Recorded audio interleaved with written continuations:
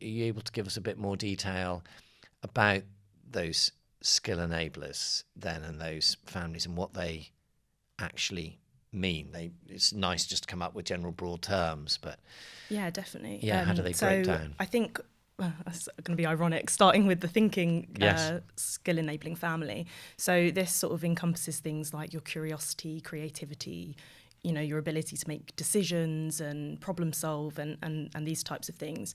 And so I think through our assessment, we're able to really get to the core of, how is someone processing something and then coming up with, a response in line with these sort of, I guess you could call them behaviours, tendencies, abilities. And I think these are the things that someone possesses and then they can grow and develop them into skills. People always say, we want someone with critical thinking skills that can make really good decisions. And so I think we're able to really measure that in a person.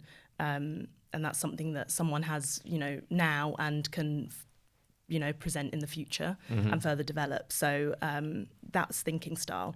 And so just on that, a lot richer then than the old way. Luke referred to earlier the traditional view of you had personality and you had ability, and I'd say never the two shall meet, but they were two separate categories. Whereas what you're describing here is, oddly enough, I think what we all probably feel intuitively is how we bring our whole self to the workplace.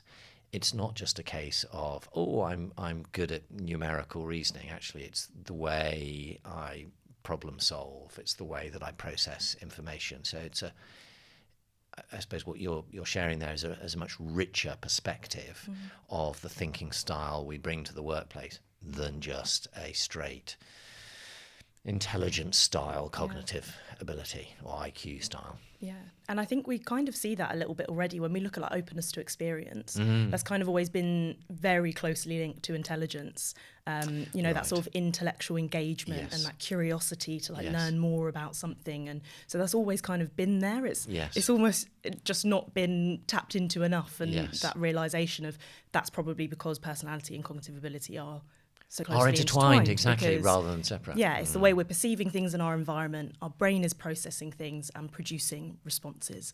That's at the core of it, really. Yes. But then obviously through the Big Five, we've obviously added a lot of language around that and descriptions, more of the behaviour side. And so then I think this segregation's happened between the two. But yeah, I think with the thinking skill enabling family, it's kind of bringing that together. I mean, across all of the skill enabling families really, but I think thinking where it is a little bit more about the problem solving and the critical thinking, which is always typically associated with intelligence. Yes. Kind of just bringing that personality element in as well. Yes.